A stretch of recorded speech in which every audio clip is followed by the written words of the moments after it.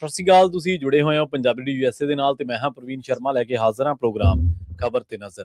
ਖਬਰ ਤੇ ਨਜ਼ਰ ਪ੍ਰੋਗਰਾਮ ਦੇ ਵਿੱਚ ਕੀ ਅਹਿਮ ਤੇ ਕੀ ਖਾਸ ਖਬਰਾਂ ਨੂੰ ਲੈ ਕੇ ਚਰਚਾ ਕਰਨ ਦੇ ਲਈ ਜੁੜ ਚੁੱਕੇ ਨੇ ਸੀਨੀਅਰ ਪੱਤਰਕਾਰ, ਉੱਘੇ ਲੇਖਕ ਅਤੇ ਸਰਗਰਮ ਸਮਾਜਿਕ ਕਾਰਕੁਨ ਦੀਪਕ ਸ਼ਰਮਾ ਚਨਾਰਥਲ ਜੀ। ਸ਼ਰਮਾ ਜੀ, ਸਤਿ ਸ਼੍ਰੀ ਅਕਾਲ, ਸਵਾਗਤ ਹੈ ਜੀ ਪੰਜਾਬੀ ਡੀ ਯੂਐਸਏ ਤੇ। ਸਤਿ ਸ਼੍ਰੀ ਅਕਾਲ ਪ੍ਰਵੀਨ ਜੀ, ਸਾਰੇ ਦਰਸ਼ਕਾਂ ਨੂੰ, ਸਰੋਤਿਆਂ ਨੂੰ ਪਿਆਰ ਭਰੀ ਸਤਿ ਸ਼੍ਰੀ ਅਕਾਲ। ਸਤਿ ਸ਼੍ਰੀ ਅਕਾਲ ਜੀ। ਪ੍ਰੋਗਰਾਮ ਦੇ ਵਿੱਚ ਅੱਗੇ ਵਧਣ ਤੋਂ ਪਹਿਲਾਂ ਧੰਨਵਾਦ ਕਰਦੇ ਚਲੀਏ ਸਪਾਂਸਰਸ ਦਾ, ਜਿਹੜੇ ਜ਼ਰੀਆ ਬਣਦੇ ਨੇ ਇਹਨਾਂ ਪ੍ਰੋਗਰਾਮਾਂ ਨੂੰ ਤੁਹਾਡੇ ਤੱਕ ਪਹੁੰਚਾਉਣ ਦੇ ਲਈ। ਖਾਲਸਾ ਇੰਸ਼ੋਰੈਂਸ ਏਜੰਸੀ ਵਾਲੇ, ਜਿਨ੍ਹਾਂ ਤੋਂ ਤੁਸੀਂ ਹਰ ਤਰੀਕੇ ਦੀ ਇੰਸ਼ੋਰੈਂਸ ਲੈ ਸਕਦੇ ਹੋ। ਇੰਸ਼ੋਰੈਂਸ ਬਾਰੇ ਪਤਾ ਕਰਨ ਦੇ ਲਈ ਇਹਨਾਂ ਦਾ ਨੰਬਰ ਹੈ 468-272-2500। ਇਹ 1992 ਤੋਂ ਲਗਾਤਾਰ ਇੰਸ਼ੋਰੈਂਸ ਬਿਜ਼ਨਸ ਦੇ ਵਿੱਚ ਸ਼ਾਨਦਾਰ ਸੇਵਾਵਾਂ ਦੇ ਰਹੇ ਨੇ ਤੇ ਅਮਰੀਕਾ ਭਰ ਦੇ ਵਿੱਚ ਇੰਸ਼ੋਰੈਂਸ ਕਰਦੇ ਨੇ। ਓਬਾਮਾ ਕੇਅਰ, ਮੈਡੀਕੇਅਰ ਜਾਂ ਫਿਰ ਕਵਰਡ ਕੈਲੀਫੋਰਨੀਆ ਬਾਬਤ ਪਾਲਿਸੀ ਕਰਵਾਉਣ ਦੇ ਲਈ, ਸਲਾਹ ਲੈਣ ਦੇ ਲਈ ਅੱਜ ਹੀ ਕਾਲ ਕਰੋ 468-272-2500 ਤੇ। ਟਰਕੀਅਨ ਇਮੀਗ੍ਰੇਸ਼ਨ ਲਾ ਫਰਮ ਵਾਲੇ ਜੇ ਟਰਕੀਆਣਾ, ਟੋਨੀ ਟਰਕੀਆਣਾ ਦੇ ਨਾਲ ਤੁਸੀਂ ਵੈਸੀ ਇਮੀਗ੍ਰੇਸ਼ਨ ਬਾਬਤ ਕੋਈ ਵੀ ਸਲਾਹ ਕਰਨੀ ਹੈ, ਕੋਈ ਵੀ ਸਵਾਲ ਪੁੱਛਣਾ ਤੇ ਇਹਨਾਂ ਦਾ ਨੰਬਰ ਹੈ 4159090503। ਗੁਰਦੀਪ ਸਿੰਘ ਬਿਰਦੀ ਕਲੋਵਿਸ, ਮਨਦੀਪ ਸਿੰਘ ਸੈਨ ਹੋਜ਼ੇ, Onkar Singh Fresno, Gurnam Singh ਐਂਟੀਲੋਪ, Jarnail Singh settle, Mandeep Dhillon university ਤੇ ਲਾਲੀ ਸਿੰਘ ਗਰੇਵਾਲ ਫਰੀਮੌਂਟ ਤੋਂ। ਇਹਨਾਂ ਸਾਰੇ ਹੀ ਸਪਾਂਸਰਸ ਦਾ ਬਹੁਤ-ਬਹੁਤ ਧੰਨਵਾਦ। ਤੇ ਜੇਕਰ ਤੁਸੀਂ ਵੀ ਪੰਜਾਬੀ ਡੀਐਸਏ ਦੇ ਇਹਨਾਂ ਪ੍ਰੋਗਰਾਮਾਂ ਨੂੰ ਸਪਾਂਸਰ ਕਰਨਾ ਚਾਹੁੰਦੇ ਹੋ ਤਾਂ ਸਟੂਡੀਓ ਦਾ ਨੰਬਰ ਹੈ 468-272-5200। ਅੱਜ ਦਾ ਇਹ ਖਬਰ ਤੇ ਨਜ਼ਰ ਪ੍ਰੋਗਰਾਮ ਸਾਲ 2026 ਦੀ 27 ਫਰਵਰੀ ਦਾ ਪ੍ਰੋਗਰਾਮ ਹੈ ਤੇ ਦਿਨ ਅੱਜ ਸ਼ੁੱਕਰਵਾਰ ਹੈ। ਖਬਰਾਂ ਦੇ ਵੱਲ ਆਈਏ ਤੇ ਸ਼ੁਰੂਆਤ ਕਰੀਏ ਸ਼ਰਮਾ ਜੀ ਪੰਜਾਬ ਦੀ ਸਿਆਸਤ ਦੇ ਨਾਲ ਤੇ ਦਿੱਲੀ ਦੀ ਸਿਆਸਤ ਦੇ ਨਾਲ ਜੁੜੀ ਖਬਰ ਤੋਂ। ਕੇਜਰੀਵਾਲ ਅਕਸਰ ਹੀ ਆਪਣੇ ਲਈ ਕੱਟੜ ਇਮਾਨਦਾਰ ਸ਼ਬਦ ਵਰਤਦੇ ਨੇ ਤੇ ਕੇਜਰੀਵਾਲ ਦਾ ਜਿਹੜਾ ਇਮਾਨਦਾਰੀ ਦਾ ਸਰਟੀਫਿਕੇਟ ਹੈ ਉਹ ਸਹੀ ਕਿਹੜਾ ਜੀ? ਪ੍ਰਵੀਨ ਜੀ, ਕੱਲ ਦਿੱਲੀ ਦੀ ਸੀਬੀਆਈ ਅਦਾਲਤ ਨੇ ਸ਼ਰਾਬ ਘੁਟਾਲੇ ਦੇ ਮਾਮਲੇ 'ਚ ਅਰਵਿੰਦ ਕੇਜਰੀਵਾਲ, ਮਨੀਸ਼ ਸਿਸੋਦੀਆ ਸਮੇਤ 23 ਲੋਕਾਂ ਨੂੰ ਬਰੀ ਕੀਤਾ ਜੀ। ਤੁਸੀਂ ਕਮਾਲ ਦਾ ਵਰਤਾਰਾ ਦੇਖੋ ਕਿ ਕੈਸੇ ਸਬੱਬ ਬਣਦੇ ਨੇ। ਇੱਕ ਦਿਨ ਪਹਿਲਾਂ ਚੀਫ ਜਸਟਿਸ ਸਾਹਿਬ ਕਹਿੰਦੇ ਵੀ ਆਹ ਸਿਲੇਬਸ ਦੀਆਂ ਕਿਤਾਬਾਂ 'ਚ ਜਿਹੜਾ ਭ੍ਰਸ਼ਟਾਚਾਰ ਵਾਲਾ ਪਾਠ ਲਾਇਆ ਇਹਨੂੰ ਹਟਾ ਦਿਓ, ਹੈ ਨਾ। ਤੇ ਦੂਏ ਦਿਨ ਅਰਵਿੰਦ ਕੇਜਰੀਵਾਲ ਬਰੀ ਹੁੰਦੇ ਨੇ। ਹੁਣ ਅਦਾਲਤੀ ਪ੍ਰਕਿਰਿਆ ਆਪਣੇ ਤਰੀਕੇ ਨਾਲ ਚੱਲਦੀ, ਉਹਦੇ ਵਿੱਚ ਕੋਈ ਕਿੰਤੂ ਪਰੰਤੂ ਨਹੀਂ, ਕੋਈ ਉਹ ਨਹੀਂ। ਪਰ ਤੁਸੀਂ ਲੋਕਾਂ ਨੂੰ ਕਿੱਥੇ ਰੋਕੋਗੇ? ਸਹੀ ਹੈ। ਲੋਕ ਅੱਜੇ ਘੁਸਰ-ਮੁਸਰ ਕਰਨ ਲੱਗੇ ਕਿ ਇਹ ਕੀ ਹੈ ਜੀ। ਦੇਖੋ, ਇਹਦਾ ਪਹਿਲੂ ਸਮਝਣ ਦੀ ਲੋੜ ਹੈ। ਇੱਕ ਨਰੇਟਿਵ ਹੈ ਜਿਹਨੇ ਦਿੱਲੀ ਦੀ ਸਿਆਸਤ ਪਲਟ ਦਿੱਤੀ। ਸਹੀ ਹੈ। ਅਰਵਿੰਦ ਕੇਜਰੀਵਾਲ ਨੂੰ ਲੱਗਦਾ ਸੀ ਕਿ ਜਿਸ ਤਰ੍ਹਾਂ ਮੈਂ ਸ਼ੀਲਾ ਦੀਕਸ਼ਤ ਤੋਰੀ ਆ, ਜਦੋਂ ਕਿ ਦਿੱਲੀ ਦੇ ਵਿੱਚ ਜੋ ਚਿਹਰਾ ਮੁਹਾਂਦਰਾ ਦਿੱਲੀ ਦਾ ਬਦਲਿਆ ਉਹ 'ਚ ਸ਼ੀਲਾ ਦੀਕਸ਼ਤ ਦਾ ਵੱਡਾ ਰੋਲ ਰਿਹਾ। ਹਾਂ, ਜੇ ਉਹਦੇ ਰਾਜ 'ਚ ਘਪਲੇ ਹੋਏ ਤਾਂ ਇਨਕੁਆਇਰੀ ਹੋ ਕੇ ਛਿੱਕੇ ਟੰਗੇ ਜਾਣੇ ਚਾਹੀਦੇ ਨੇ ਜਿਨ੍ਹਾਂ ਨੇ ਕੀਤੇ।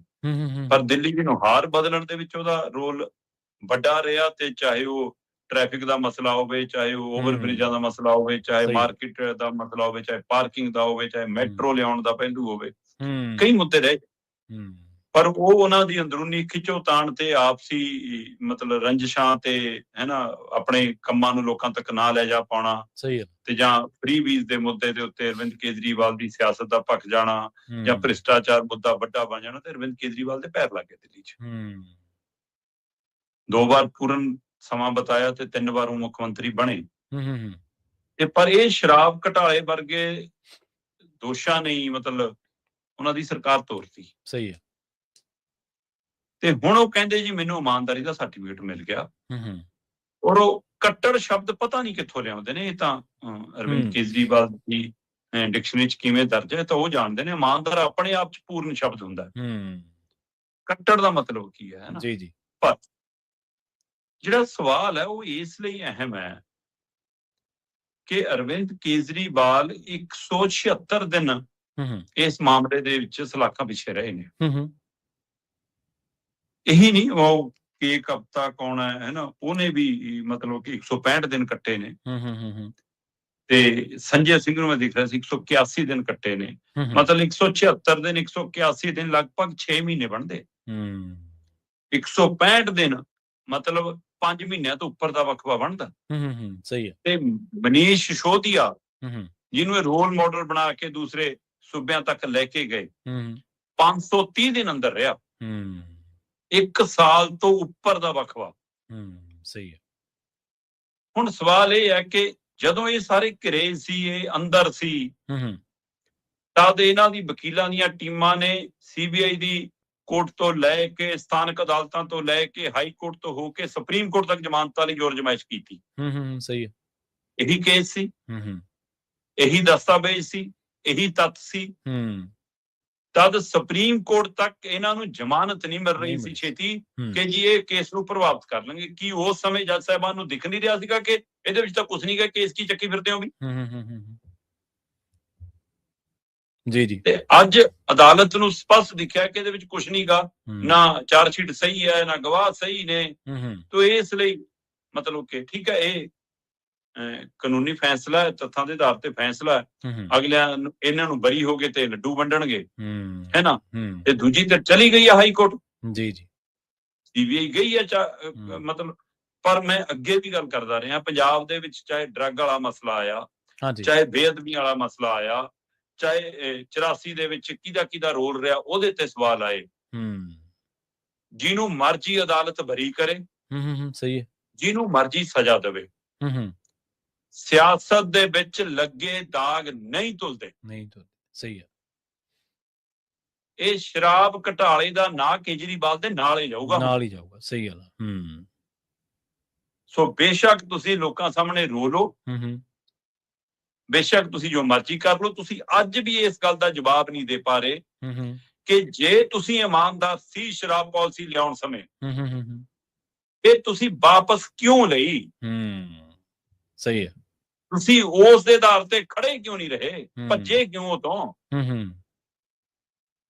ਤੁਹਾਡੇ ਖਿਲਾਫ ਇਨਕੁਆਇਰੀ ਸੀ, ਉਹਦਾ ਜੀ ਝੂਠੀ ਸਾਬਤ ਹੋ ਗਈ। ਤੁਹਾਡੇ ਖਿਲਾਫ ਐਲਜੀ ਸੀਗਾ, ਮਤਲਬ ਕਿ ਉਹਦੀ ਪਾਈ ਵੀ ਕਾਰਵਾਈ ਝੂਠੀ ਸਾਬਤ ਹੋ ਗਈ। ਤੁਸੀਂ ਤਾਂ ਕਹਿੰਦੇ ਤੁਹਾਡੇ ਖਿਲਾਫ ਮੋਦੀ ਤੇ ਉਹਦੀ ਸਾਰੀ ਧਿਰ ਲੱਗੀ ਸੀ, ਉਹ ਝੂਠੇ ਸਾਬਤ ਹੋ ਗਏ। ਇੱਕ ਅਦਾਲਤ ਤਾਂ ਹੋ ਗਈ, ਅਗਲੀ ਅਦਾਲਤ ਜਦੋਂ ਆਊਗਾ ਫੈਸਲਾ ਉਦੋਂ ਦੇਖਾਂਗੇ। ਸਹੀ ਹੈ। ਪਰ ਤੁਸੀਂ ਆਪਣੀ ਵਿਚਾਰਧਾਰਾ ਤੋਂ ਕਿਉਂ ਭਗੌੜੇ ਹੋ ਗਏ? ਜਿਹਨੂੰ ਤੁਸੀਂ ਕਹਿੰਦੇ ਸੀ ਕਿ ਇਹ ਤਾਂ ਵਿਕਾਸ ਦੀ ਨਦੀ ਬਹਾਊਗੀ, ਇਹ ਸ਼ਰਾਬ ਦੀ ਨਦੀ। ਜੀ। ਤੇ ਸਾਡੇ ਤੁਸੀਂ ਫੋਟੋਸਟੇਟ ਕਾਪੀ ਕਰਕੇ ਪੰਜਾਬ ਫੜਾ ਗਏ ਉਹਦੀ। ਸੋ ਫਿਰ ਇਹ ਸਵਾਲ ਤਾਂ ਖੜੇ ਨੇ ਨਾ। ਜੀ। ਤੇ ਉਸ ਸਮੇਂ ਤੁਹਾਨੂੰ ਤੁਰੰਤ ਜ਼ਮਾਨਤਾਂ ਕਿਉਂ ਨਹੀਂ ਮਿਲੀਆਂ ਕਿ ਤੁਹਾਡੇ ਖਿਲਾਫ ਝੂਠੇ ਕੇਸ ਨੇ?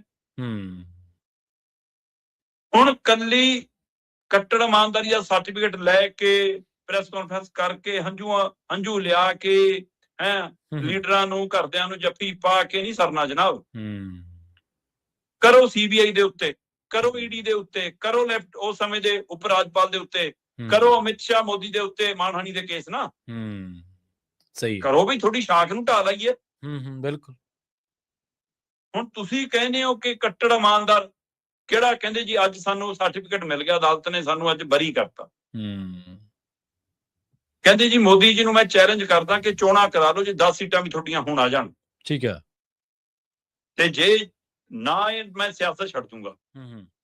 ਸਿਆਸਤ ਤਾਂ ਉਸ ਦਿਨ ਵੀ ਛੱਡਣ ਲੱਗੇ ਸੀ ਤੁਸੀਂ, ਜਿਸ ਦਿਨ ਤੁਸੀਂ ਇਹ ਕਿਹਾ ਸੀਗਾ ਦਿੱਲੀ ਵਾਲਿਆਂ ਨੂੰ ਕਿ ਵੀ ਮੈਨੂੰ ਅਦਾਲਤ ਦੇ ਅੰਦਰ ਤੁਸੀਂ ਜਿਵੇਂ ਮਰਜ਼ੀ ਸੁਣਾ ਦਿਓ, ਮੈਨੂੰ ਸਜ਼ਾ ਜੋ ਮਰਜ਼ੀ ਦੇ ਦਿਓ, ਮੈਨੂੰ ਤਾਂ ਲੋਕ ਫਤਵਾ ਦੇਣਗੇ, ਜੇ ਮੈਂ ਹਾਰ ਗਿਆ ਤਾਂ ਮੈਂ ਮੰਨ ਲੂੰਗਾ ਕਿ ਮੈਂ ਭ੍ਰਸ਼ਟਾਚਾਰੀ ਹਾਂ ਤੇ ਮੈਂ ਸਿਆਸਤ ਛੱਡ ਦੂੰਗਾ, ਜੇ ਮੈਂ ਜਿੱਤ ਗਿਆ ਫਿਰ ਮੈਨੂੰ ਇਮਾਨਦਾਰੀ ਦਾ ਸਰਟੀਫਿਕੇਟ ਮਿਲ ਜੂ। ਲੋਕਾਂ ਨੇ ਉਸ ਦਿਨ ਹਰਾਤਾ ਸੀ ਤੁਹਾਨੂੰ ਜੀ, ਫਿਰ ਕਿਉਂ ਨਹੀਂ ਛੱਡਤੀ ਸਿਆਸਤ?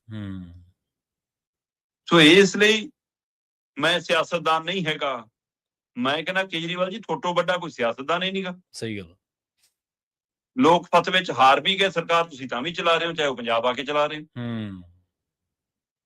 ਸੋ ਇਸ ਲਈ ਤੁਹਾਡੇ ਵੱਡਾ ਕੋਈ ਸਿਆਸਤਦਾਨ ਨਹੀਂਗਾ। ਹਾਂ, ਕੇਂਦਰੀ ਏਜੰਸੀਆਂ ਸਵਾਲਾਂ ਦੇ ਘੇਰੇ ਚ ਸੀ, ਸਵਾਲਾਂ ਦੇ ਘੇਰੇ ਚ ਹਨ, ਸਵਾਲਾਂ ਦੇ ਘੇਰੇ ਚ ਰਹਿਣਗੀਆਂ। ਜਦੋਂ ਉਹਨਾਂ ਨੇ ਚੂੜੀ ਟਾਈਟ ਕੀਤੀ ਤਦ ਕਿਹਦੇ ਕਹੇ ਤੇ ਕੀਤੀ, ਅੱਜ ਕੇਸ ਕਮਜ਼ੋਰ ਕੀਤਾ ਕਿਹਦੇ ਕਹੇ ਤੇ ਕੀਤਾ, ਇਹ ਸਵਾਲ ਰਹੂਗਾ। ਸਹੀ ਹੈ, ਬਿਲਕੁਲ। ਤੇ ਉਹ ਕੀ ਉਹਦਾ ਲਿੰਕ, ਉਸ ਕੇਸ ਨੂੰ ਕਮਜ਼ੋਰ ਕਰਨ ਦਾ ਲਿੰਕ ਪੰਜਾਬ ਦੇ ਵਿੱਚ ਸਪੇਸ ਬਣਾਉਣ ਨਾਲ ਵੀ ਹੈ? ਇਹ ਵੀ ਥਿਊਰੀ ਦੇ ਉੱਤੇ ਲੋਕ ਉਵੇਂ ਚਰਚਾ ਕਰ ਰਹੇ ਨੇ ਜਿਵੇਂ ਸਾਰੇ ਕੇਸ ਤੇ ਕਰ ਰਹੇ ਨੇ। ਤੇ ਆਪ ਸੁਪਰੀਮੋ ਕਹਿੰਦੇ, ਹਾਂਜੀ ਤੁਸੀਂ ਕੁਝ ਕਹਿਣਾ ਚਾਹੁੰਦੇ ਸ਼ਰਮਾ ਜੀ? ਨਹੀਂ ਜੀ, ਹਾਂਜੀ, ਆਪ ਸੁਪਰੀਮੋ ਬਰੀ ਦਿੱਲੀ ਦੇ ਵਿੱਚ ਹੋਇਆ ਤੇ ਅਸਰ ਕਹਿੰਦੇ ਪੰਜਾਬ ਤੇ। ਪ੍ਰਵੀਨ ਜੀ, ਪੰਜਾਬ ਦੀ ਜੋ ਸਥਿਤੀ ਹੈ ਇਸ ਮੌਕੇ, ਜੀ, ਉਸ ਦੇ ਵਿੱਚ ਮੁੱਖ ਮੰਤਰੀ ਦੀ, ਗ੍ਰਹਿ ਮੰਤਰੀ ਦੀ ਭੂਮਿਕਾ ਬਹੁਤ ਅਹਿਮ ਬਣ ਜਾਂਦੀ ਹੈ। ਨੀਂਦ ਨਾ ਆਵੇ ਜੀ, ਤੇ ਜਦੋਂ ਬੰਦਾ ਬਿਮਾਰ ਹੋਵੇ ਫਿਰ ਤਾਂ ਵੈਸੇ ਹੀ ਨੀਂਦ ਘਟੀ ਹੁੰਦੀ ਹੈ, ਤੇ ਉੱਪਰ ਦੀ ਆਪਣੇ ਘਰ ਦੀ ਹਾਲਤ ਇਹੋ ਜਿਹੀ ਹੋਵੇ, ਨਿਗਾਹ ਦਰਵਾਜ਼ੇ ਤੇ ਰਹਿੰਦੀ ਹੈ ਕਿ ਫੇਰ ਨਾ ਕੋਈ ਵਾਰ ਕਰ ਜਾਵੇ। ਜੀ, ਜੀ। ਪਰ ਸਾਡੇ ਮੁੱਖ ਮੰਤਰੀ ਸਾਹਿਬ ਤਾਂ ਲੰਬੀ ਤਾਣ ਕੇ ਸੁੱਤੇ ਹੋਏ ਨੇ, ਇਲਾਜ ਕਰਾਉਣ ਗਏ ਨੇ ਬੰਗਲੁਰੂ। ਠੀਕ ਹੈ, ਮਤਲਬ ਬਿਮਾਰ ਕੋਈ ਵੀ ਹੋ ਸਕਦਾ ਹੈ। ਮੁੱਖ ਮੰਤਰੀ ਸਾਹਿਬ ਵੀ ਇਨਸਾਨ ਨੇ ਤੇ ਬਿਮਾਰੀ ਉਹਨਾਂ ਨੂੰ ਵੀ ਆ ਸਕਦੀ ਹੈ ਤੇ ਇਲਾਜ ਕਰਾਉਣਾ ਉਹਨਾਂ ਦਾ ਵੀ ਹੱਕ ਬਣਦਾ। ਪਰ ਉਸ ਇਲਾਜ ਦੌਰਾਨ ਕੀ ਅਜਿਹੀ ਵੀ ਕੋਈ ਪ੍ਰੀਕਾਸ਼ਨ ਡਾਕਟਰਾਂ ਨੇ ਦੱਸੀ ਹੈ ਕਿ ਵੀ ਪੰਜਾਬ ਸ਼ਬਦ ਤੁਹਾਡੇ ਮੂੰਹ ਤੇ ਨਹੀਂ ਆਉਣਾ ਚਾਹੀਦਾ, ਕੇਜਰੀਵਾਲ ਹੀ ਬੋਲ ਸਕਦੇ ਹੋ ਤੁਸੀਂ, ਹੈ ਨਾ? ਪੰਜਾਬ ਦੀ ਸਥਿਤੀ ਤੇ ਗੱਲ ਕਰੋਗੇ ਤਾਂ ਸਿਹਤ ਹੋਰ ਵਿਗੜ ਜੂਗੀ, ਖੁਸ਼ੀ ਵਾਲੀਆਂ ਗੱਲਾਂ ਹੀ ਕਰਨੀਆਂ, ਲੱਡੂ ਮਠਿਆਈ ਵਾਲੀਆਂ ਵਧਾਈ ਵਾਲੀਆਂ ਗੱਲਾਂ ਕਰਨੀਆਂ। ਇਸ ਲਈ ਉਸ ਬੰਗਲੌਰੂ ਚ ਪਿਆ ਹੋਇਆ ਮੁੱਖ ਮੰਤਰੀ ਜੀ ਵੀਡੀਓ ਜਾਰੀ ਕਰਦੇ ਆ ਕਿ ਅੱਜ ਬਹੁਤ ਵੱਡਾ ਦਿਨ ਹੈ, ਕੇਜਰੀਵਾਲ ਜੀ ਨੂੰ ਵਧਾਈਆਂ, ਅੱਜ ਸੱਚ ਦੀ ਜਿੱਤ ਹੋ ਗਈ, ਇਮਾਨਦਾਰੀ ਦੀ ਜਿੱਤ ਹੋ ਗਈ। ਸਹੀ ਹੈ। ਪੰਜਾਬ ਦੇ ਕਿਸਾਨਾਂ ਨਾਲ ਕੀ ਹੋ ਰਿਹਾ, ਸਮਾਣੇ ਚ ਕੀ ਹੋ ਰਿਹਾ, ਗੁਰਦਾਸਪੁਰ ਚ ਕੀ ਹੋ ਰਿਹਾ, ਮੁੰਡੇ ਕਿਵੇਂ ਚੱਕੇ ਜਾ ਰਹੇ, ਐਨਕਾਊਂਟਰ ਕਿਵੇਂ ਹੋ ਰਿਹਾ, ਪੁਲਿਸ ਕੀ ਕਰ ਰਹੀ ਹੈ, ਕੋਈ ਟਿੱਪਣੀ ਨਹੀਂ। ਨਾ ਨਾ,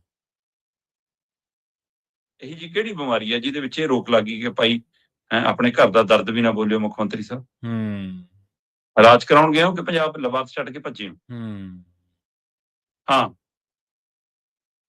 ਜਿੱਥੋਂ ਤੱਕ ਅਰਵਿੰਦ ਕੇਜਰੀਵਾਲ ਦਾ ਮਾਮਲਾ ਹੈ, ਅਰਵਿੰਦ ਕੇਜਰੀਵਾਲ ਦਿੱਲੀ ਦੀ ਸੱਤਾ ਚ ਹਾਰਨ ਤੋਂ ਬਾਅਦ ਜਿਵੇਂ ਪੰਜਾਬ ਆ ਕੇ ਡੇਰੇ ਲਾਏ ਨੇ, ਇਹ ਕਿਹੜੀ ਇਮਾਨਦਾਰੀ ਹੈ ਜਨਾਬ? ਇਹ ਦੱਸਿਓ ਮੈਨੂੰ। ਸਹੀ। ਜਿਹੜੀ ਇਮਾਨਦਾਰੀ ਤੁਸੀਂ ਗੱਲ ਕਰਦੇ ਹੋ ਕਿ ਏਜੰਸੀਆਂ, ਕੇਂਦਰੀ ਏਜੰਸੀਆਂ ਝੂਠੀਆਂ, ਤੁਹਾਡੇ ਨਾਲੋਂ ਵੱਧ ਅਸੀਂ ਕਹਿੰਦੇ ਆ ਕਿ ਉਹ ਸਮੇਂ-ਸਮੇਂ ਦੀਆਂ ਸਰਕਾਰਾਂ ਦੀਆਂ ਹੱਥ ਠੋਕਾਂ ਨੇ। ਪਰ ਪੰਜਾਬ ਦੀਆਂ ਏਜੰਸੀਆਂ ਨੂੰ ਪੰਜਾਬ ਵਾਲਾ ਚਲਾਉਂਦਾ ਤਾਂ ਵੀ ਅਸੀਂ ਕਹਿ ਰਹੇ ਕਿ ਉਹ ਧੱਕਾ ਕਰ ਰਹੇ। ਤੁਸੀਂ ਕਿਹੜੇ ਪਾਵਰ ਨਾਲ ਚਲਾ ਰਹੇ ਹੋ? ਤੇ ਉਹ ਵੀ ਦੁਰਵਰਤੋਂ। ਸਹੀ ਹੈ। ਵਿਜੀਲੈਂਸ ਤੋਂ ਲੈ ਕੇ ਪੁਲਿਸ ਤੱਕ ਦੀ ਵਰਤੋਂ, ਹਰ ਵਿਭਾਗ ਦੇ ਅਧਿਕਾਰੀਆਂ ਦੀ ਮੀਟਿੰਗ 'ਚ ਤੁਹਾਡੇ ਦਿੱਲੀ ਵਾਲੇ ਫੀਲਿਆਂ ਦਾ ਬੈਠਣਾ। ਸਹੀ ਗੱਲ। ਇਹ ਪੰਜਾਬ ਦੇ ਹੱਕਾਂ ਤੇ ਡਾਕਾ ਨਹੀਂ। ਇੱਥੇ ਇਮਾਨਦਾਰੀ ਵਾਲਾ ਸਰਟੀਫਿਕੇਟ ਕਿੱਥੇ ਟੰਗੇ ਆਉਂਦੇ ਹੋ? ਜੀ ਸਹੀ ਹੈ। ਉਹਦਾ ਜਵਾਬ ਨਹੀਂ। ਹੁਣ ਆਜੋ ਇਸ ਫੈਸਲੇ ਦਾ ਅਸਰ। ਜੀ। ਕੀ ਇਸ ਫੈਸਲੇ ਦਾ ਇਹ ਅਸਰ ਸਮਝੀਏ ਕਿ ਪੰਜਾਬ ਦੇ ਵਿੱਚ ਆਮ ਆਦਮੀ ਪਾਰਟੀ ਦਾ ਗ੍ਰਾਫ ਇੱਕਦਮ ਸ਼ੇਅਰ ਮਾਰਕੀਟ ਵਾਂਗ ਥੱਲੇ ਡਿੱਗਿਆ? ਕੀ ਆਮ ਜਨ ਦੇ ਮਾਮਲੇ ਦੇ ਵਿੱਚ, ਜਿਹਨੂੰ ਸ਼ਹਿਰੀ ਵਰਗ ਕਹਿੰਦੇ ਨੇ, ਜੀ ਉਹਦੇ ਮਨ ਦੇ ਵਿੱਚ ਇਹ ਭੈ ਚਲਾ ਗਿਆ ਕਿ ਇਹਨਾਂ ਦੇ ਰਾਜ ਦੇ ਵਿੱਚ ਤਾਂ ਹਾਲਤ ਵਿਗੜ ਕੇ ਸੂਬੇ ਦੇ, ਤੇ ਇਸ ਲਈ ਕੀ ਉਹਨਾਂ ਦੇ ਮਨ 'ਚ ਇਹ ਵੀ ਜਾਗ ਰਿਹਾ ਕਿਤੇ ਕਿ ਇਹਦੇ ਨਾਲ ਤਾਂ ਆ ਪਿਛਲਾ ਕੈਪਟਨ ਵਾਲਾ ਦੌਰ ਚੰਗਾ ਸੀ, ਚਾਹੇ ਕੁਛ ਰਿਹਾ ਮਾੜਾ ਮੋਟਾ ਤਾਂ ਠੀਕ ਠਾਕ ਨਿਭ ਗਿਆ? ਕੀ ਉਹਨਾਂ ਨੂੰ ਚੰਨੀ ਚੇਤੇ ਆ ਰਿਹਾ?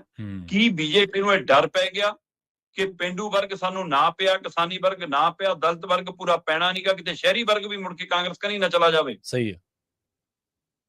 ਕੀ ਪਰਦੇ ਪਿੱਛੇ ਕੋਈ ਸੌਦਾ ਹੋਇਆ ਇਸ ਮਸਲੇ ਦਾ?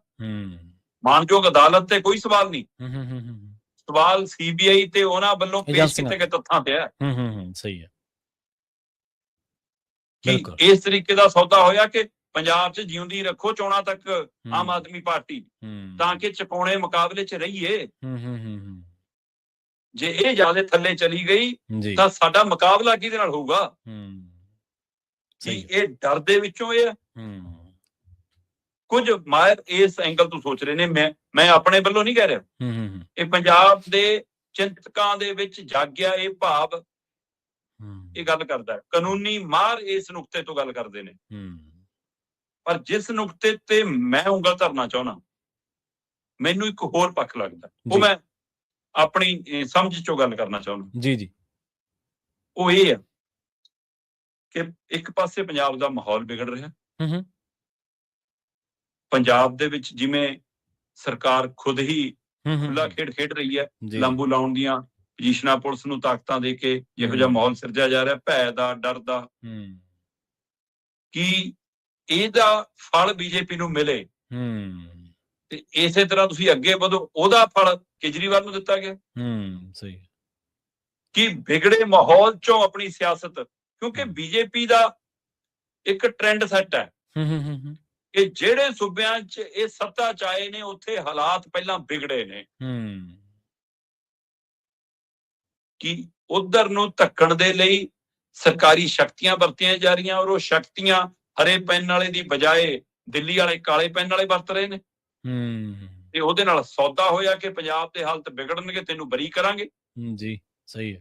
ਇਹ ਸਵਾਲ ਹੈ ਹੂੰ ਕਿ 2027 ਦੇ ਵਿੱਚ ਇੰਝ ਆਉਣ ਦੀ ਕਵਾਇਦ 'ਚ ਹੈ ਬੀਜੇਪੀ? ਇਹ ਕਿੰਨੇ ਹੀ ਸਵਾਲ ਨੇ।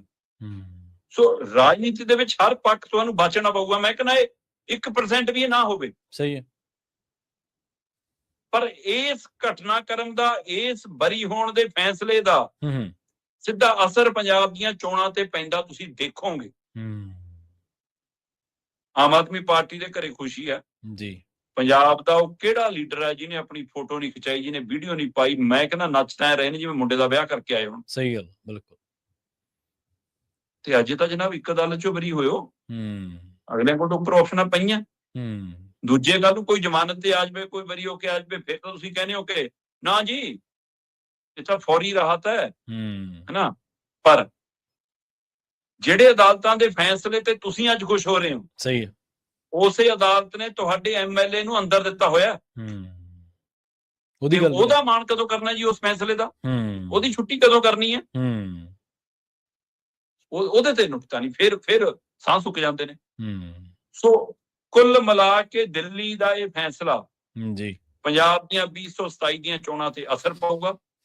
ਜਾਂ ਤਾਂ ਇਹਦੇ ਵਿੱਚੋਂ ਆਮ ਆਦਮੀ ਪਾਰਟੀ ਨੂੰ ਮਜ਼ਬੂਤ ਹੋਣ ਦਾ ਰਾਹ ਮਿਲੂਗਾ ਤੇ ਬੀਜੇਪੀ 2 ਕਦਮ ਪਿੱਛੇ ਜਾਊਗੀ ਕਿ ਜੇ ਅਸੀਂ ਨਹੀਂ ਆ ਰਹੇ ਤਾਂ ਇਹ ਆ ਜਾਣ, ਘੱਟੋ ਘੱਟ ਕਾਂਗਰਸ ਤੇ ਅਕਾਲੀਆਂ ਦਾ ਰਾਹ ਤਾਂ ਰੋਕੀਏ।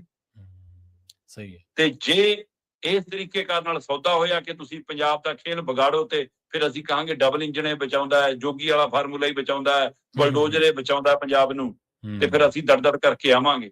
ਇਸ ਤਰੀਕੇ ਨਾਲ 2027 ਤੇ ਅਸਰ ਸਿੱਧਾ ਦੇਖੋਗੇ। ਜੀ ਬਿਲਕੁਲ। ਅਗਲੀ ਗੱਲ ਕਰੀਏ ਰਣਜੀਤ ਸਿੰਘ ਐਨਕਾਊਂਟਰ ਮਾਮਲੇ ਦੀ। ਇਸ ਮਾਮਲੇ ਦੇ ਵਿੱਚ ਸ਼ਰਮਾ ਜੀ ਕੋਈ ਨਵਾਂ ਮੋੜ ਆਇਆ ਜੀ? ਦੇਖੋ, ਇਸ ਮਸਲੇ ਦੇ ਉੱਤੇ ਹੀ ਆਪਾਂ ਗੱਲ ਕਰ ਰਹੇ ਹਾਂ ਨਾ ਕਿ ਪੰਜਾਬ 'ਚ ਇੱਕ ਘਟਨਾ ਵਾਪਰੇ, ਇੱਕ ਚੌਂਕੀ ਦੇ ਅੰਦਰ ਆ ਕੇ ASI ਨੂੰ, ਹੋਮਗਾਰਡ ਨੂੰ ਕੋਈ ਲਾਸ਼ਾਂ 'ਚ ਬਦਲ ਜਾਵੇ ਤੇ ਪੁਲਿਸ, DGP ਸਾਹਿਬ, ਗ੍ਰਹਿ ਮੰਤਰੀ, ਮੁੱਖ ਮੰਤਰੀ, ਸੂਬਾ ਸਰਕਾਰ ਕੋਈ ਜ਼ਿੰਮੇਵਾਰੀ ਨਾ ਲਵੇ। ਸਹੀ ਗੱਲ। ਤੇ ਵਿਰੋਧੀ ਜਦੋਂ ਸਵਾਲ ਕਰਨ, ਉਹ ਉਸ ਘਟਨਾ ਤੋਂ ਲੈ ਕੇ ਇਹ ਮੁੰਡੇ ਦੇ ਐਨਕਾਊਂਟਰ ਤੱਕ ਜਦੋਂ ਸਵਾਲ ਕਰਨ, ਫਿਰ ਕਹਿੰਦੇ ਜੀ ਅਮਨ ਅਰੋੜਾ ਜੀ ਕਹਿੰਦੇ ਉਹ ਪੁਲਿਸ ਵਾਲਿਆਂ ਦੇ ਮਰੇ ਤਾਂ ਦੁੱਖੇ ਨਹੀਂ ਜੀ ਇਹਨਾਂ ਨੂੰ। ਅੱਛਾ। ਸਵਾਲ ਦੁੱਖ ਦਾ ਨਹੀਂ, ਸਵਾਲ ਤੁਹਾਡੀ ਜ਼ਿੰਮੇਵਾਰੀ ਦਾ। ਤੁਸੀਂ ਉਹਨਾਂ ਦੀ ਪੀੜ ਕਦ ਮਹਿਸੂਸ ਕੀਤੀ ਜਿਹੜੇ ਹੋਮਗਾਰਡ ਤੇ ਮਾਰੇ ਗਏ? ਲੋਕ ਤਾਂ ਪਹਿਲਾਂ ਪੁੱਛ ਰਹੇ ਨੇ ਕਿ ਜ਼ਿੰਮੇਵਾਰੀ ਕਿਹਦੀ ਸੀ? ਸਹੀ। ਤੁਸੀਂ ਕਿਹੜਾ ਥਾਣੇਦਾਰ ਟੰਗਿਆ? ਕਿਹੜੇ SSP ਖਿਲਾਫ ਇਨਕੁਆਇਰੀ ਖੋਲੀ? ਬਿਲਕੁਲ। ਕਿਹੜੀ ਜਾਂਚ ਬਿਠਾਈ ਇਸ ਘਟਨਾ ਪਿੱਛੇ? DGP ਨੂੰ ਤਲਬ ਕਰ ਲਿਆ। ਸਹੀ ਹੈ। ਕਿ ਜੇ ਹਥਿਆਰਬੰਦ ਫੋਰਸ ਵੀ ਸੁਰੱਖਿਅਤ ਨਹੀਂ, ਫਿਰ ਲੋਕਾਂ ਦੀ ਸੁਰੱਖਿਆ ਕੀ ਤੁਸੀਂ ਕੇਂਦਰ ਨੂੰ ਸਵਾਲ ਕੀਤਾ ਚਿੱਠੀ ਪਾ ਕੇ ਕਿ ਦੱਸੋ ਬਈ 50 ਕਿਲੋਮੀਟਰ ਦਾਇਰਾ ਤੁਸੀਂ ਸਾਂਭੀ ਬੈਠੇ ਹੋ BSF ਦਾ, ਇਹ ਘਟਨਾ ਕਿਵੇਂ ਵਾਪਰ ਗਈ? ਦੱਸੋ ਤੁਸੀਂ ਕੀ ਕੀਤਾ? ਸਰਕਾਰ ਦੱਸੇ ਨਾ, ਜ਼ਿੰਮੇਵਾਰੀ ਸਰਕਾਰ ਦੀ ਸੀ ਨਾ, ਉਹਨਾਂ ਦੀ ਜਾਨ ਮਾਲ ਦੀ ਰਾਖੀ ਦੀ। ਬਿਲਕੁਲ। ਭਗੌੜੇ ਤੁਸੀਂ, ਬਾਤ ਤੁਸੀਂ ਨਹੀਂ ਫੜ ਰਹੇ ਉਹਨਾਂ ਲੋਕਾਂ ਦੀ ਜੀ, ਤੇ ਸਵਾਲ ਲੋਕਾਂ ਨੂੰ। ਤੇ ਉਸ ਘਟਨਾ ਦੇ ਨਾਲ ਲੋਕ ਇਹ ਵੀ ਜਾਣਨਾ ਚਾਹੁੰਦੇ ਨੇ ਕਿ ਵੀ ਜੇ 18 ਸਾਲ ਦੇ 19 ਸਾਲ ਦੇ ਮੁੰਡੇ ISI ਦੇ ਸੰਪਰਕ 'ਚ ਨੇ ਤੇ ਫਿਰ ਤੁਹਾਡੀਆਂ ਖੁਫੀਆ ਏਜੰਸੀਆਂ ਕਰਦੀਆਂ ਕੀ ਫਿਰਦੀਆਂ ਨੇ? ਸਵਾਲ ਤਾਂ ਇਹ ਹੈ। ਜੀ। ਜੇ ਪੁਲਿਸ ਦੀ ਥਿਉਰੀ 100% ਸੱਚੀ ਮੰਨ ਕੇ ਚੱਲਦੀ ਹੈ ਆਪਾਂ ਕਿ ਹਾਂ ਜੀ ਉਹ ਜੀ ਸ਼ਾਮਲ ਸੀ ਜੀ, ਉਹਨਾਂ ਨੇ ਮਾਰਿਆ ਜੀ, ਤੁਸੀਂ ਜੀ ਘਰੋਂ ਚੱਕ ਲਿਆ ਜੀ, ਤੁਸੀਂ ਜੀ ਉਹਨਾਂ ਨੂੰ ਹਥਿਆਰ ਬਰਾਮਦ ਕਰਨ ਲੈ ਕੇ ਜਾ ਰਹੇ ਸੀ ਧੁੰਦ 'ਚ ਜੀ, 2 ਵਜੇ ਰਾਤ ਨੂੰ ਤੁਹਾਨੂੰ ਹਥਿਆਰ ਬਰਾਮਦ ਕਰਨ ਦੀ ਉਹ ਲੱਗੀ, ਦਿਨ ਵੀ ਨਹੀਂ ਚੜ੍ਹਨ ਦਿੰਦੇ ਤੁਸੀਂ, ਹੈਨਾ? ਤੇ ਉਹ ਗੱਡੀ ਪਲਟ ਵੀ ਗਈ ਜੀ ਤੁਹਾਡੀ, ਤੇ ਉਹ 'ਚ ਭੱਜਣ ਦੀ ਕੋਸ਼ਿਸ਼ ਹੋ ਗਈ ਜੀ, ਗੋਲੀ ਵੱਜ ਗਈ ਜੀ, ਰਣਜੀਤ ਸਿੰਘ ਮਾਰਿਆ। ਤੁਹਾਡੀ ਸਾਰੀ ਥਿਉਰੀ ਸੱਚ ਜੀ ਜਿੰਨੀ ਤੁਸੀਂ ਕਹਿੰਦੇ ਹੋ। ਪਰ 2 ਸਵਾਲਾਂ ਦੇ ਜਵਾਬ ਤਾਂ ਦੇ ਦਿਓ ਕਿ ਜਨਾਬ ਪਿੰਡ ਦੇ ਗੁਰੂ ਘਰ ਤੋਂ ਲੈ ਕੇ ਗਲੀਆਂ ਦੇ ਸਾਰਿਆਂ ਦੇ ਕੈਮਰੇ ਕਿਉਂ ਲਾ ਕੇ ਲੈ ਕੇ ਗਏ? ਸਹੀ ਗੱਲ, ਬਿਲਕੁਲ।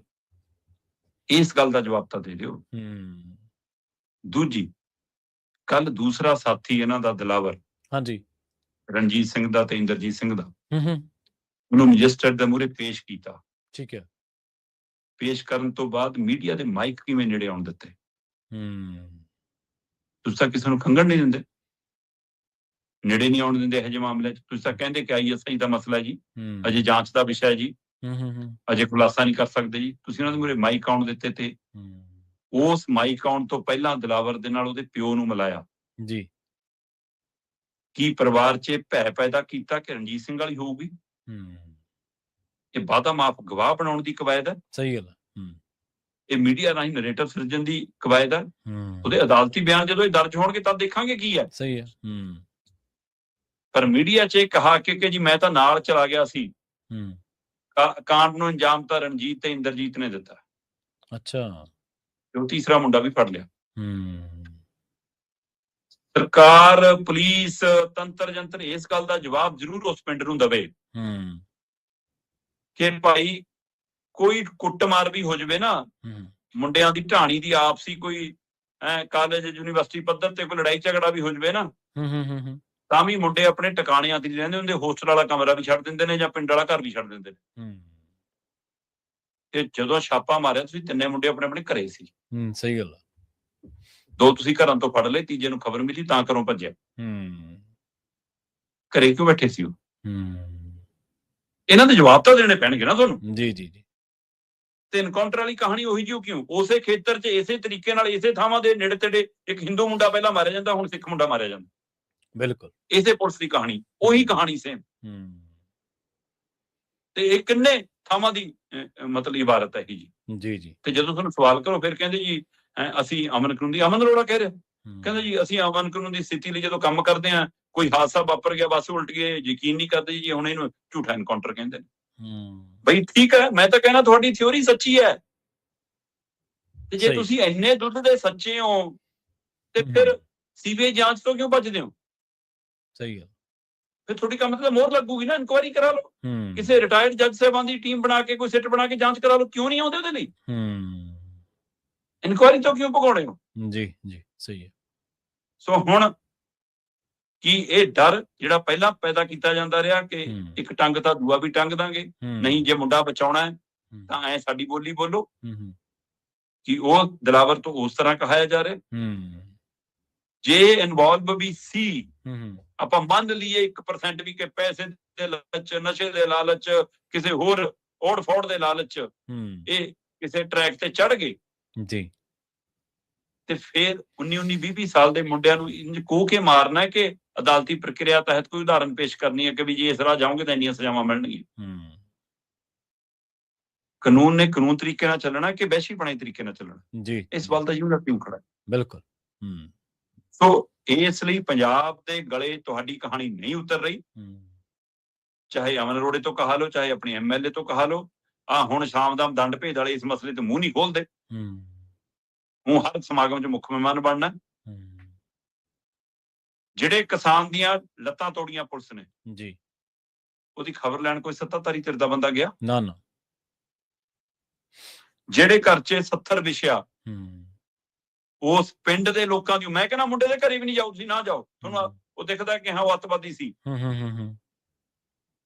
ਪਿੰਡ ਦੇ ਲੋਕਾਂ ਨੂੰ ਜਿਹੜਾ ਫਾਹੇ ਲਾਇਆ ਸਾਰੇ ਪਿੰਡ ਨੂੰ ਭਰੋਸਾ ਯਕੀਨ ਦਿਵਾਉਣੇ ਚਲੇ ਜਾਓ ਜੀ ਜੀ। ਸਮਾਣੇ ਵਾਲੇ ਮਸਲੇ ਤੇ ਤੁਹਾਡਾ ਕੋਈ ਨੁਮਾਇੰਦਾ ਜਾ ਰਿਹਾ? ਸਰਕਾਰ ਕਿੱਥੇ ਹੈ ਸਾਰੇ ਪੰਜਾਬ ਦੇ ਹਾਲਾਤ ਦੇ ਵਿੱਚ? ਜੀ ਸਹੀ ਹੈ। ਮੈਨੂੰ ਇਹ ਤਾਂ ਦੱਸੇ, ਜਦੋਂ ਤੁਸੀਂ ਲੋਕਾਂ ਨਾਲ ਵੀ ਨਹੀਂ ਖੜ ਸਕਦੇ ਤਾਂ ਕਾਨੂੰਨ ਨਾਲ ਕਿੱਥੇ ਖੜੋਗੇ ਜਨਾਬ? ਨਾਲੇ ਨਾ ਇਹਨਾਂ ਦਾ ਇੱਕ ਨਵਾਂ ਰਿਵਾਜ ਇਹਨਾਂ ਨੇ ਪ੍ਰਚਲਿਤ ਕਰਤਾ ਸ਼ਰਮਾ ਜੀ, ਜਿਵੇਂ ਅਮਨ ਅਰੋੜਾ ਦੀ ਤੁਸੀਂ ਗੱਲ ਕਰ ਰਹੇ ਸੀ। ਇਹ ਸਾਰੇ ਨਾ ਜਦੋਂ ਕੋਈ ਵੀ ਸਰਕਾਰ ਕਿਸੇ ਵੀ ਤਰੀਕੇ ਦਾ ਗੈਰ ਸੰਵਿਧਾਨਕ ਕੰਮ ਕਰਦੀ ਹੈ ਤਾਂ ਉਹਨੂੰ ਡਿਫੈਂਡ ਕਰਨ ਆ ਜਾਂਦੇ। ਇਹ ਕੰਮ ਗਲਤ ਆ। ਅਸਲ ਦੇ ਵਿੱਚ ਸਰਕਾਰਾਂ ਗੁੰਡਾਗਰ ਥੋੜ੍ਹਾ ਹੁੰਦੀਆਂ ਨੇ। ਪਹਿਲਾਂ ਇਹਨਾਂ ਨੇ ਤਸਕਰਾਂ ਦੀਆਂ ਕੋਠੀਆਂ ਢਾਈਆਂ, ਇਹਨਾਂ ਨੇ ਬਲਡੋਜ਼ਰ ਨੂੰ ਜਸਟੀਫਾਈ ਕਰਤਾ, ਕਹਿੰਦੇ ਜੀ ਬਲਡੋਜ਼ਰ ਤਾਂ ਜਸਟੀਫਾਈ ਹੈ, ਇਹਨਾਂ ਨੇ ਤਾਂ ਕੋਠੀਆਂ ਪਾਈਆਂ। ਵੀ ਤੁਹਾਨੂੰ 4 ਸਾਲ ਹੋ ਗਏ ਸੱਤਾ ਦੇ ਵਿੱਚ ਆਇਆ ਨੂੰ, ਤੁਹਾਨੂੰ ਦਿਖਿਆ ਹੀ ਨਹੀਂ ਤੁਹਾਡੇ ਪ੍ਰਸ਼ਾਸਨ ਨੂੰ ਵੀ ਉਹ ਬੰਦਾ ਨਸ਼ੇ ਦੀ ਤਸਕਰੀ ਕਰਕੇ ਕੋਠੀ ਪਾਈ ਜਾਂਦਾ? ਉਦੋਂ ਰੋਕਦੇ ਨਾ ਉਹਨੂੰ। ਜੇ ਕੋਈ ਹੋਰ ਸਰਕਾਰ ਕੋਈ ਕੰਮ ਗਲਤ ਕਰਦੀ ਹੈ, ਕਹਿੰਦੇ ਜੀ ਸਾਨੂੰ ਤਾਂ ਕੰਮ ਕਰਨ ਤੋਂ ਰੋਕਦੇ ਆ। ਜਦੋਂ ਤੁਸੀਂ ਕੰਮ ਹੀ ਗਲਤ ਕਰਨਾ, ਇਹ ਤਾਂ ਪਿਰਤਾਂ ਹੀ ਗਲਤ ਪਾਈਆਂ ਜਾ ਰਹੀਆਂ ਨੇ ਸ਼ਰਮਾ ਜੀ। ਜਵਾਬ ਤੁਸੀਂ ਜਹਾਜ਼ ਦੇ ਗੇੜਾਂ ਦਾ ਨਹੀਂ ਦੇਣਾ ਆ ਕੇ ਜੀ ਇਹ ਸਰਕਾਰ ਦੀ ਖੁਫੀਆ ਰਿਪੋਰਟ ਮੰਗਦੇ ਨੇ। ਵੀ ਭਲਿਓ ਮਾਨਸੋ, ਖੁਫੀਆ ਰਿਪੋਰਟ ਕਿਹਨੇ ਮੰਗੀ? ਤੁਸੀਂ ਜਿਹੜੀ ਕੰਮ ਕਰੀ ਜਾਂਦੇ ਉਹਦੇ ਬਾਰੇ ਪੁੱਛਿਆ ਲੋਕਾਂ ਨੇ ਜੀ। ਅਗਲੀ ਗੱਲ ਕਰੀਏ ਆਪਾਂ ਪਾਵਰਕਾਮ ਦੀਆਂ ਜਾਇਦਾਦਾਂ ਦੀ, ਜਿਨ੍ਹਾਂ ਨੂੰ ਇਹ ਪੈ ਨਿਕਲੇ ਸੀ, ਪਰ ਹੁਣ ਉਹਨਾਂ ਦੇ ਵੇਚਣ ਤੇ ਰੋਕ ਬਰਕਰਾਰ ਆ ਜੀ। ਪ੍ਰਵੀਨ ਜੀ, ਪਿਛਲੇ ਦਿਨੀ ਇਹਨਾਂ ਨੇ ਲਗਭਗ ਬਠਿੰਡਾ ਥਰਮਲ ਪਲਾਂਟ ਵਾਲੀ ਜ਼ਮੀਨ ਦਾ ਤਾਂ ਸੌਦਾ ਕਰੇ ਲਿਆ ਸੀ ਜੀ ਜੀ, ਹੈ ਨਾ। ਤੇ ਉਸ ਤੋਂ ਬਾਅਦ ਬਡੂੰਗਰ ਪਿੰਡ ਦੇ ਨੇੜੇ ਜਿਹੜੀ 40 ਏਕੜ ਜ਼ਮੀਨ ਹੈ ਪਾਵਰਕਾਮ ਦੀ, ਉਹਨੂੰ ਵੀ ਲਿਖੇ ਲਾਤਾ ਸੀ। ਤੇ ਇਧਰ ਮੰਡੀ ਤਾਂ ਵੇਚ ਦਿੱਤੀ ਤੇ ਇਹ ਪਾਵਰਕੌਮ ਵਾਲੇ ਮਸਲਿਆਂ ਦੇ ਉੱਤੇ ਇੰਜੀਨੀਅਰ ਐਸੋਸੀਏਸ਼ਨ, ਉਹਨਾਂ ਦੇ ਨੁਮਾਇੰਦੇ, ਉਹਨਾਂ ਦੇ ਮੁਲਾਜ਼ਮ ਲਗਾਤਾਰ ਧਰਨਾ ਪ੍ਰਦਰਸ਼ਨ ਕੇ ਜਾਇਦਾਦਾਂ ਬਚਾ ਲਓ, ਨਹੀਂ ਪਾਵਰਕੌਮ ਨਹੀਂ ਬਚਣੀ। ਜੀ ਜੀ ਠੀਕ ਹੈ, ਅਸੀਂ ਨਹੀਂ ਕਿਸੇ ਨੂੰ ਸਾਰਿਆਂ ਨੂੰ ਇਮਾਨਦਾਰੀ ਦਾ ਸਰਟੀਫਿਕੇਟ ਦੇਣ ਲੱਗੇ ਕਿ ਉਹਨਾਂ ਸਾਰਿਆਂ ਚ ਅੰਦਰ ਇਮਾਨਦਾਰੀ ਆ, ਪਰ ਸਾਰਾ ਸਿਸਟਮ ਅਜੇ ਭ੍ਰਸ਼ਟ ਵੀ ਨਹੀਂ ਹੈ, ਸਾਰਾ ਸਿਸਟਮ ਅਜੇ ਗਰਕਿਆ ਵੀ ਨਹੀਂ ਹੈ ਜੀ। ਸੋ ਇਸ ਲਈ ਉਹਨਾਂ ਨੇ ਇਹ ਜਾਇਦਾਦ ਬਚਾਉਣ ਦੀ ਲੜਾਈ ਲੜੀ ਤੇ ਉਹਦਾ ਇਹ ਫਲ ਕਹਿ ਲਓ ਜਾਂ ਇਹ ਮੁੱਢਲੀ ਰਾਹਤ ਕਹਿ ਲਓ ਕਿ ਮਾਣਯੋਗ ਅਦਾਲਤ ਨੇ ਫੌਰੀ ਰਾਹਤ ਦਿੱਤੀ ਤੇ ਇਹਦੇ ਉੱਤੇ ਰੋਕ ਲੱਗ ਗਈ। 24 ਫਰਵਰੀ ਤੱਕ ਇਹਦੇ ਤੇ ਰੋਕ ਸੀ, ਦੁਬਾਰਾ ਸੁਣਵਾਈ ਹੋਈ ਜੀ। ਮੁੜ ਸੁਣਵਾਈ ਦੇ ਵਿੱਚ ਉਹਨਾਂ ਨੇ ਅਗਲੀ ਤਰੀਕ ਪਾਈ ਆ ਹੁਣ 12 ਮਾਰਚ 13 ਮਾਰਚ ਹੈ। ਠੀਕ ਹੈ ਜੀ। ਸੋ 13 ਮਾਰਚ ਤੱਕ, 13 ਮਾਰਚ ਨੂੰ ਨਾ ਅਗਲੀ ਸੁਣਵਾਈ ਹੋਈ। 13 ਮਾਰਚ ਤੱਕ ਇਹ ਰੋਕ ਬਰਕਰਾਰ ਹੈ। ਹੁੱਡਾ ਵੱਲੋਂ ਕਿਹਾ ਗਿਆ ਜੀ ਸਾਡੀ ਕੋਈ ਭੂਮਿਕਾ ਨਹੀਂ ਇਹਦੇ ਵਿੱਚ ਜੀ, ਸਰਕਾਰ ਤਾਂ ਸਾਨੂੰ ਜੇ ਉਧਰੋਂ ਜ਼ਮੀਨ ਲੈ ਕੇ ਦੇਣਾ ਚਾਹੂਗੀ, ਸਾਡਾ ਤਾਂ ਰੋਲ ਉੱਥੋਂ ਸ਼ੁਰੂ ਹੁੰਦਾ ਜੀ। ਹੁੱਡਾ ਤਾਂ ਆਪਣਾ ਪੱਲਾ ਬਚਾਉਂਦੀ ਫਿਰਦੀ ਆ ਹੁਣ, ਹੈ ਨਾ, ਪਰ ਸਰਕਾਰ ਇਹ ਚੋਂ ਕਿਵੇਂ ਬਚਾਊ? ਕਿਉਂਕਿ ਸਰਕਾਰ ਇਹਦੇ ਵਿੱਚੋਂ ਪੈਸਾ ਚਾਹੁੰਦੀ ਸੀ ਕਿ ਕੁਝ ਖਜ਼ਾਨੇ ਚ ਆਵੇ ਤੇ ਜਿਹੜਾ ਬਲੈਕ ਮਨੀ ਰੂਪ ਸੌਦੇ ਹੁੰਦੇ ਆ ਉਹ ਕਿੱਥੇ ਜਾਂਦਾ ਸਾਰਿਆਂ ਨੂੰ ਪਤਾ ਹੈ ਨਾ। ਤੇ ਇਸ ਲਈ ਦੋਏ ਤਰੀਕੇ ਨਾਲ, ਇੱਕ ਤਾਂ ਲੋਕਾਂ ਨੂੰ ਦੱਸਣ ਨੂੰ ਕਿ ਦੇਖੋ ਜੀ ਖਜ਼ਾਨੇ ਚ ਇੰਨਾ ਪੈਸਾ ਗਿਆ, ਅਸਲ ਚ ਖੇੜਾ ਸਾਰੀ 1000 ਰੁਪਏ ਵਾਲੀ ਖੜੀ ਆ। ਹੁਣ ਮੈਨੂੰ ਤਾਂ ਫਿਕਰ ਪਿਆ ਹੋਗਾ ਪੰਜਾਬ ਸਿਰ ਤੇ ਕਰਜ਼ਾ ਕਿੰਨਾ ਵੱਧ ਜਾਣਾ ਆ ਮਹਿਲਾ ਦਿਵਸ ਵਾਲੇ ਦਿਨ ਤੋਂ, ਹੈ ਨਾ, ਇਹ ਜਿੱਦਣ ਇਹਨਾਂ ਨੇ ਐਲਾਨ ਕਰਨਾ ਕਿ ਬੀਬੀਆਂ ਨੂੰ ਦੇਾਂਗੇ ਜੀ ਕੁਛ, ਹੈ ਨਾ, ਸੋ ਉਹ 1000 ਰੁਪਏ ਕਰਨਾ। ਪਰ ਆ ਜ਼ਮੀਨਾਂ ਰੁਕ ਗਈਆਂ ਔਰ ਮੁਲਾਜ਼ਮਾਂ ਨੂੰ, ਪਾਵਰਕੌਮ ਦੇ ਨੁਮਾਇੰਦਿਆਂ ਨੂੰ ਉਮੀਦ ਜਾਗੀ ਕਿ ਹੋਵੇ ਨਾ ਹੋਵੇ ਹੁਣ ਪੱਕੀ ਰੋਕ ਵੀ ਲੱਗ ਸਕਦੀ ਹੈ, ਇਹ ਜ਼ਮੀਨਾਂ ਵੇਚਣ ਤੇ ਰੋਕ ਲੱਗ ਸਕਦੀ ਹੈ, ਉਮੀਦ ਹੈ ਜੀ। ਪਰ ਇਹ ਕਈ ਵਾਰ ਹੁੰਦਾ ਆ ਕਿ ਸ਼ੁਰੂ ਚ ਟਿੱਪਣੀਆਂ, ਨਸੀਹਤਾਂ ਅਦਾਲਤ ਦੀਆਂ, ਹੈ ਨਾ, ਮੁੱਢਲਾ ਰੁਝਾਨ ਕਈ ਵਾਰ ਦਰੁਸਤ ਹੁੰਦਾ, ਪਰ ਫੈਸਲਾ ਕਈ ਵਾਰ ਉਲਟਾ ਜਾਂਦਾ। ਸੋ ਇਸ ਲਈ ਉਹ ਵੱਖਰਾ ਪਹਿਲੂ ਹੈ। ਚੈਪਟਰ ਤਾਂ ਹਟਾਤੇ, ਪਰ ਚੈਪਟਰ ਵਾਲੇ ਸਵਾਲ ਤਾਂ ਕਈ ਮਾਮਲਿਆਂ ਚ ਖੜੇ ਹੋ ਜਾਂਦੇ ਨੇ। ਸਹੀ ਹੈ, ਬਿਲਕੁਲ। ਤੇ ਜਾਂਦਿਆਂ ਦੀ ਗੱਲ ਕਰੀਏ ਕਾਂਗਰਸੀਆਂ ਦੀ, ਕਹਿੰਦੇ ਰਾਹੁਲ ਗਾਂਧੀ ਦੀ ਰੈਲੀ ਅੱਜ ਆ ਤੇ ਉਹਦੇ ਚ ਰੰਗ ਕੀ ਲਾਉਣਗੇ ਪੰਜਾਬ ਕਾਂਗਰਸ ਵਾਲੇ? ਹੋਲੀ ਆ ਜੀ ਜੀ, ਆਉਂਦੇ ਦਿਨਾਂ ਚ ਪਤਾ ਨਹੀਂ ਕੀ ਰੰਗ ਲਾਉਣਗੇ।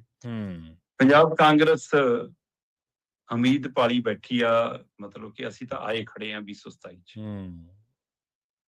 ਕੋਈ ਸ਼ੱਕ ਨਹੀਂ ਪੰਜਾਬ ਦੇ ਵਿੱਚ ਰਾਜਨੀਤਿਕ ਖਲਾਅ ਬਹੁਤ ਵੱਡਾ, ਸਿਆਸੀ ਲੀਡਰ ਪੰਜਾਬ ਦੇ ਮਸਲਿਆਂ ਦੇ ਹਾਣ ਦੇ ਸਾਨੂੰ ਕੋਈ ਦਿਖਦੇ ਨਹੀਂ, ਪੰਜਾਬ ਦੀ ਤਰਜਮਾਨੀ ਕਰਦਾ, ਪੰਜਾਬ ਦੇ ਦੁੱਖਾਂ ਦੀ ਬਾਤ ਪਾਉਂਦਾ, ਪੰਜਾਬ ਨੂੰ ਇਸ ਮਤਲਬ ਫਸੇ ਮਝਦਾਰ ਚੋਂ ਇਸ ਗੱਡੇ ਨੂੰ ਕੱਢ ਕੇ ਲਿਜਾਣ ਵਾਲਾ ਮੈਨੂੰ ਕੋਈ ਉਹੋ ਜਿਹਾ ਪੱਠਾ ਬਲਦ ਦਿਖਦਾ ਨਹੀਂ ਜਿਹੜਾ, ਹੈ ਨਾ, ਮੂਹਰੇ ਜੁੜ ਜਾਵੇ ਕਿ ਲੈ ਮੈਂ ਇਕੱਲਾ ਹੀ ਧੂਕੇ ਲੈ ਜਾਊਂਗਾ।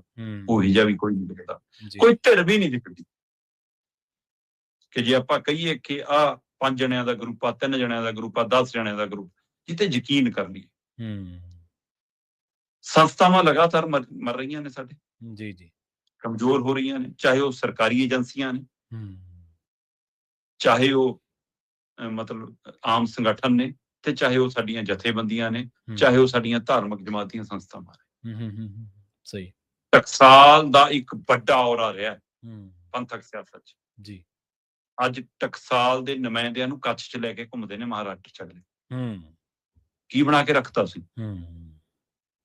ਸ਼੍ਰੋਮਣੀ ਗੁਰਦੁਆਰਾ ਪ੍ਰਬੰਧਕ ਕਮੇਟੀ ਸਾਡੀ ਸਿਰਮੌਰ ਸੰਸਥਾ ਹੈ, ਬਿਲਕੁਲ। ਸੁਖਬੀਰ ਬਾਦਲ ਦੇ ਸਿਪਾਹੀ ਬਣ ਕੇ ਰਹਿ ਗਏ ਉਹਦੇ ਨੁਮਾਇੰਦੇ। ਕੀ ਬਣਾ ਲਿਆ ਉਹਨੂੰ? ਵਿਜੀਲੈਂਸ ਤੋਂ, ਪੁਲਿਸ ਤੰਤਰ ਤੋਂ ਉਮੀਦ ਕੀਤੀ ਜਾਂਦੀ ਹੈ ਕਿ ਲੋਕਾਂ ਦੀ ਨੁਮਾਇੰਦਗੀ ਕਰਨਗੇ। ਸਹੀ ਹੈ, ਸਰਕਾਰੀ ਟੂਲ ਬਣ ਕੇ ਰਹਿ ਗਏ ਤੁਸੀਂ। ਤੇ ਕੀ ਕਰੂਗਾ ਫਿਰ ਪੰਜਾਬ? ਬਿਲਕੁਲ ਬਿਲਕੁਲ।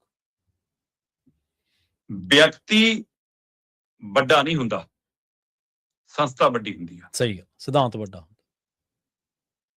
ਅੱਜ ਜਥੇਬੰਦੀਆਂ, ਕਿਸਾਨ ਜਥੇਬੰਦੀਆਂ ਲੜਦੀਆਂ ਦਿਖਦੀਆਂ ਨੇ, ਪਰ ਉਹਨਾਂ ਦੇ ਵਿੱਚ ਝਾਤ ਮਾਰੋ, ਹਰ ਜਥੇਬੰਦੀ ਦੇ ਨਾਂ ਦੇ ਪਿੱਛੇ ਨਾ ਰਾਜੇਵਾਲ, ਉਗਰਾਹਾਂ, ਹੈ ਨਾ, ਡੱਲੇਵਾਲ, ਹੈ ਨਾ, ਇਹ ਸ਼ਬਦ ਨੇ।